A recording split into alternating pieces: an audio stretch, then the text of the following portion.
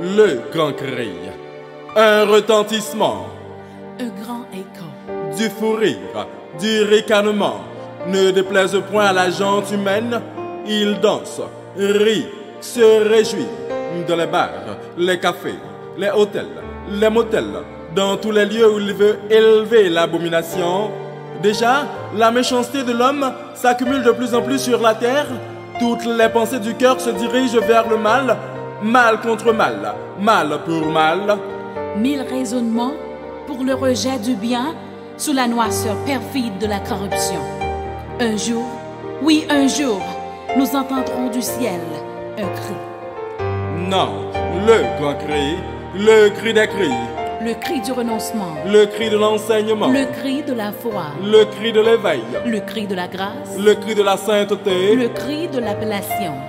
Il nous rappellera les martyrs, les mots sur lesquels nous étions tous assujettis, égarés, perdus dans ce bas monde, ne voyant où nous abriter.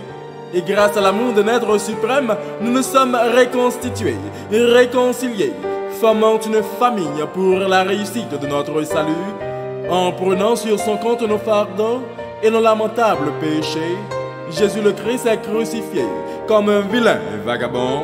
Ce sont nos souffrances qu'il a portées, le châtiment qui nous donne la paix est tombé sur lui et c'est par ses blessures que nous sommes guéris.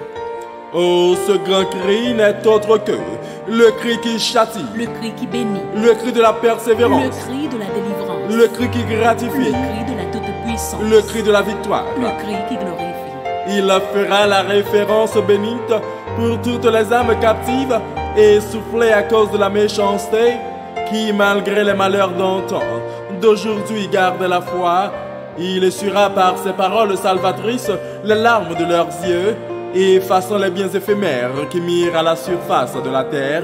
Ce grand cri, le cri du troisième ange, nous invite tous, dès aujourd'hui, Hommes, femmes et enfants, à connaître la justice de Dieu et les bontés de sa miséricorde, afin que nous n'ayons point part en vain de la fureur de l'impudique, mais à l'héritage de la céleste patrie.